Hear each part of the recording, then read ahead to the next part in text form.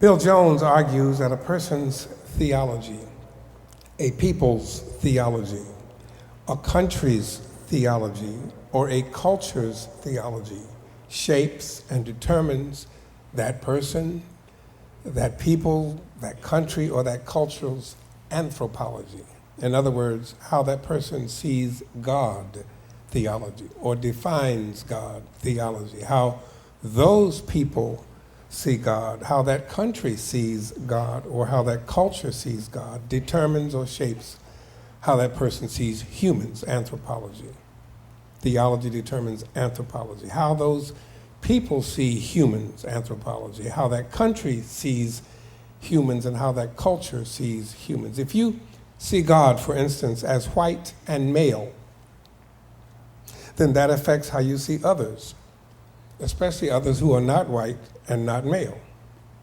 If you see God as a creator who makes some people superior to other people, then you see other people and valorize them on the basis of your superior-inferior model. You create a hierarchical schemata with those at the top being closest to God or most like God, and those at the bottom, conversely, being the farthest away from God, farthest away from the ideal, or the least like God. Your anthropology is shaped by your theology, and then your sociology, how you order your society, is shaped by your anthropology. In some instances, other people become invisible, like Ralph Ellison's Invisible Man.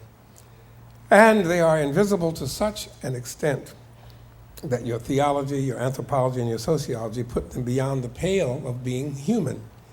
You hold great theological debates over whether or not they even have souls and can be saved. You construct an entire corpus of theological postulates, a systematic theology, if you will, which renders those who are other as invisible.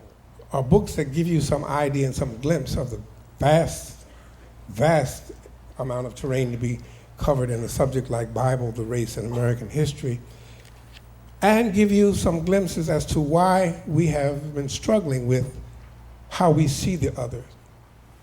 How do you see God? Because that determines how I see others. How do I see others determines how I order my society in the world in which we all live. We've come a long way and have a long way to go. And I hope this conversation tonight is but one of the many, many steps in helping us go the way that we have to go as a people and as a nation. What is unique about Genesis is that it starts with creation of the one who is bigger than space, time, and number, Yahweh Elohim, whose nature is good, whose power is unlimited, who blesses all of us equally in his image. And so this is a starting point of the Bible, and this is very unique. Another element about the Babylonian Genesis is this, is after Tiamat's carcass was split in half and the universe was made, all the gods and goddesses on the losing side of the equation were made into slaves. And so this is one of the most ancient texts that talks about slavery. It was the assumption of 10th century BC, but nonetheless, this is the oldest pagan text in the view of most scholars. And so they made the defeated army into slaves.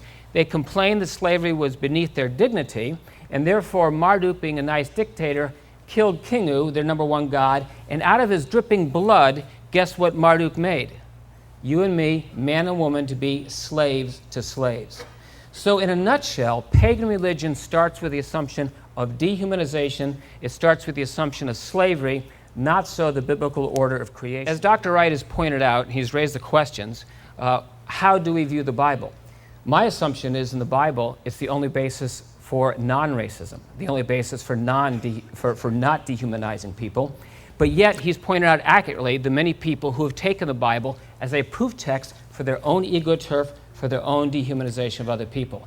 That is idolatry.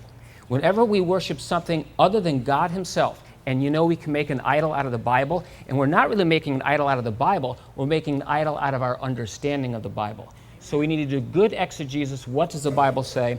And I'm seeking to give a brief profile of that. Now what's interesting is we're all descended from Adam and Eve, and therefore all of our differences, and you know the color of our skin is very, very minor in human DNA. I mean, One person has more melanin, another person has less melanin.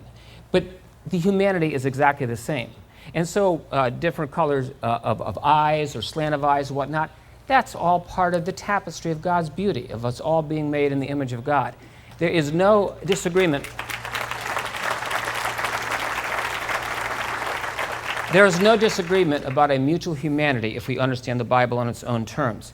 And so what happens is we all come from one tribe, but with the Tower of Babel on forward, and even beforehand, you have tribes warring against tribes, languages warring against languages. Why?